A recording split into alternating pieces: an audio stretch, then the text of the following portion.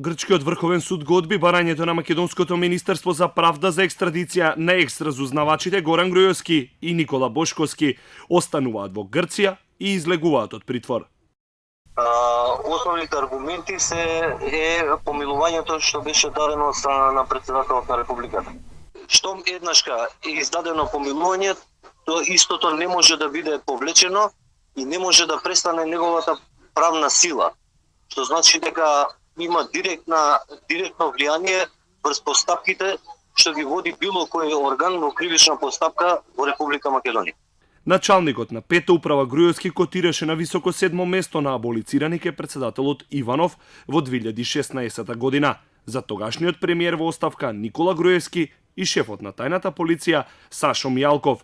Во околности кога јавно не беше соопштено од СЈО за што се гони Груевски, колегата Бошковски е 46-тото помилувано лице. Одлуката на Врховниот суд во Атина е спротивна од одлуката на Понискиот суд во Солун, кој одлучи да се екстрадира бегалското дуо агенти.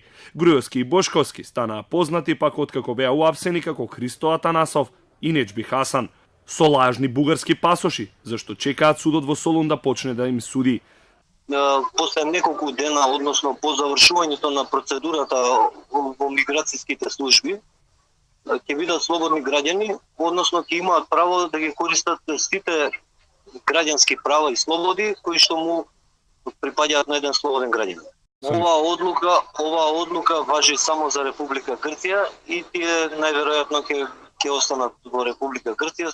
Бегалското дуо одбива да се врати во земјава бидејќи против нив се водел политички прогон и не се чувствувале безбедни, ќе кажат во третата постапка пред судовите во Грција, во која побараа политички азил. Во Македонија, Груевски и Бошковски пак се обвинети во случајот Таргет Тврдина, дека прислушувале на 20.000 граѓани.